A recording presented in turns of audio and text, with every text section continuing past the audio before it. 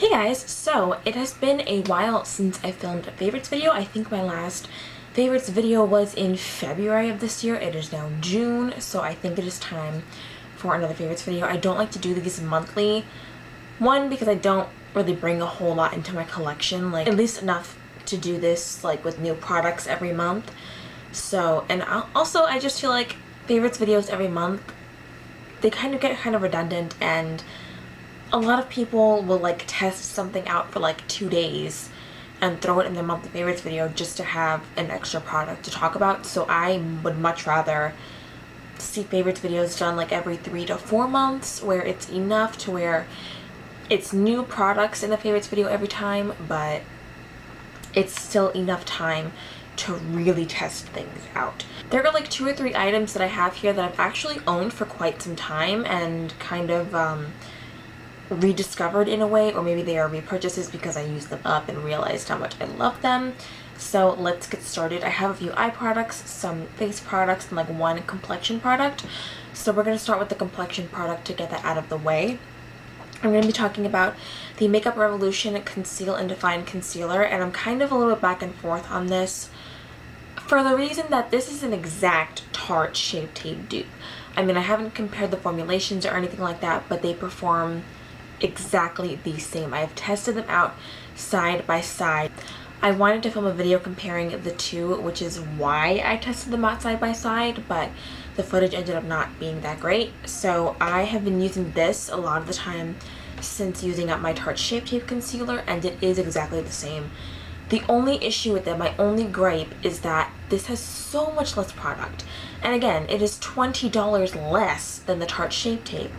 So is it really that big of a deal? But then again, I like for my concealers to have some kind of longevity. Like I've been using this concealer consistently for like a month and a half, maybe 2 months, and I'm scraping the sides of it, and it was pretty much brand new when I started using it. So I mean, I hate that I'm going through it so quickly. I did like the fact that Tarte Shape Tape had so much more product, but again, it's $20 less than Tarte Shape Tape because Tarte Shape Tape is $27 and this one is $7, so can you really complain about that? But yes, this has incredible coverage, so blendable, it is so beautiful on the under eyes, and I do highly recommend it, especially for the $7 price tag. But again, be mindful of the fact that you will use this up a lot quicker than you will with Tarte Shape Tape. Onto the eye products.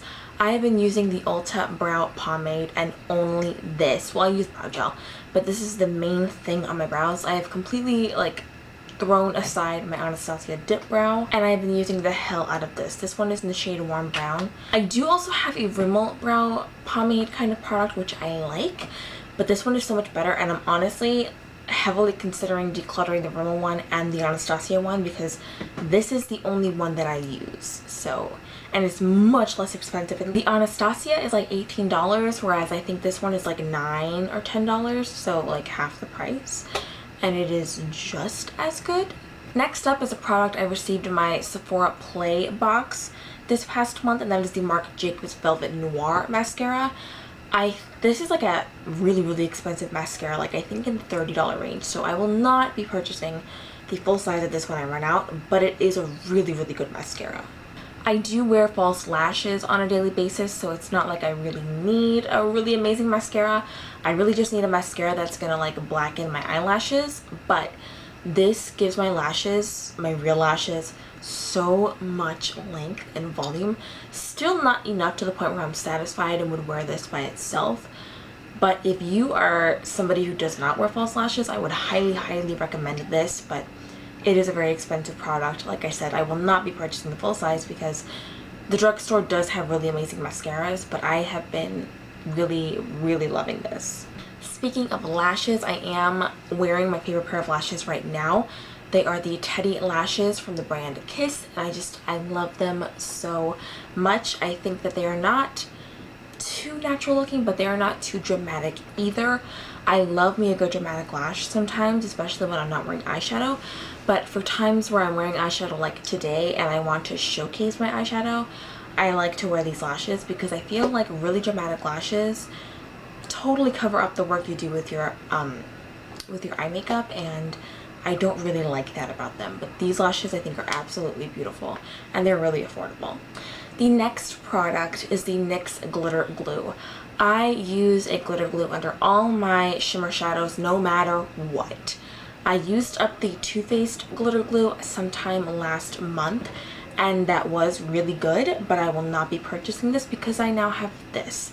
And this, I've had this in my collection for quite some time, but I've been waiting to use it because I had the Too Faced glitter glue. And the Too Faced one is $20, whereas this one is like $8, so it's the same exact product. It does the same exact job. It works just as well, so there really is no reason for anybody to purchase the Too Faced one if they have NYX available to them. So yeah, I think this is a really, really good staple for my makeup. It makes the shimmers pop so much more. I have talked to death about why I love to use glitter glues, so I'm going to keep it nice and short, but this is a really good affordable option. The last eye product is actually an eyeshadow palette. This is the Kathleen Lights and Dream Street Colourpop palette, and it is just absolutely beautiful. I've used this so much. The funny thing with me and this palette, I got this palette in December, and initially I will totally admit to the fact that I only purchased this because I adore Kathleen Lights. She is one of my favorite YouTubers, not just in the beauty community, but just in general. And I have supported a lot of her collaborations in the past, and I do like to support everything she comes out with. Her nail polish brand is so good. And I did not pick up her Morphe palette because that just didn't really speak to me, but these were definitely more my tones, so I decided to pick it up. And when I got it in December, I played with it once or twice, and I was like, yeah, this is a really cute palette, and then I just threw it in the back of my collection and forgot about it. Then I believe this was my January 1 month 1 palette, and I did really, really love it. But again, this wasn't a palette that I was really crazy about using. But then once February came around and I chose a different 1 month 1 palette, I really missed this palette because this is such a cute palette. Really is such a travel friendly palette as well, because you can create such a simple look with it. I used it in conjunction today with my Morphe 3502 palette, but you can get a really nice neutral look out of it, a really nice everyday look, or you can use some of the bolder colors and get a really nice bold colorful look out of it. It is like not really even a smaller palette, it's kind of an average size palette with 12 shadows in it, but you can create a wide different range of looks with this palette. It's just such a handy little palette to have. It's a palette that I've been picking up whenever I want to do eyeshadow, but I just want to do something really simple and pretty. This has been my go-to palette. Of course, I do use my 1 month 1 palette, but as you guys know, I do take weekends off from using my project products, so when the weekends roll around and I just want to do something really simple and pretty, this is the palette that I've been reaching for, and I have been obsessed with it. And it's such an affordable palette too. I think this is like $16, so Colourpop really has my heart. Now we have 3 face products and then we are done. I guess this next one is a complexion product. It is the MAC Studio Fix Powder Foundation. I purchased this because I just wanted something to throw on the days where I want to do a little bit of something but I don't want to do the full beat, and this is exactly that for me. I was really worried about the coverage with the powder foundation, but this offers a solid medium coverage when you build it up, and the one issue with it is that it doesn't last super long on my oily skin, but if it's a day that I'm wearing only this, I'm probably not wearing makeup for that long anyway, so that's not really a huge issue for me, but I have been really, really loving this. Next up is the Wet n Wild Precious Petals Highlighter. I used up an entire one of these and I repurchased it like a few weeks after. This is hands down my absolute favorite drugstore highlighter. It used to be Hollywood Boulevard by Wet n Wild that I loved so much, but after using this, which is a different formula, this is hands down my favorite drugstore formula and one of my top 3 highlighters of all time. One of you guys actually did ask me what my top 3 highlighters of all time were. This is the only drugstore one unfortunately, but this is really, really amazing. And I also really, really love MAC Oh Darling. This is It's kind of similar to, they're all kind of similar because they're all in the champagne gold range, but it's kind of similar, not really. This one I think is more of like a rosy gold kind of highlighter, but this one is straight up gold and I love it so much. And probably my favorite highlighter of all time is Champagne Pop by Becca. This is actually my third pan of it. I completely used up another full-sized one. I used up one that was in the face palette, and I now have this one, and it's got pretty decent pan in it. My final favorite for the month is going to be the Tarte blush in the shade Sensual.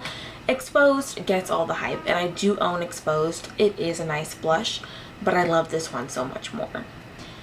It's more like a terracotta-y kind of blush, and it gives my face so much warmth, just like a nice wash of warmth, which is what I really like during the summertime, and I've been obsessed with this blush.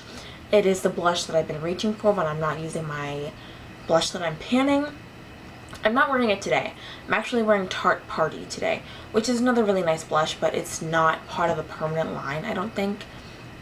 But this one is hands down one of my favorite blushes in my collection. So yeah, thank you guys so much for watching. Please subscribe if you have not already to make sure you can stick around for the next one, and I will see you guys in my next video. Bye!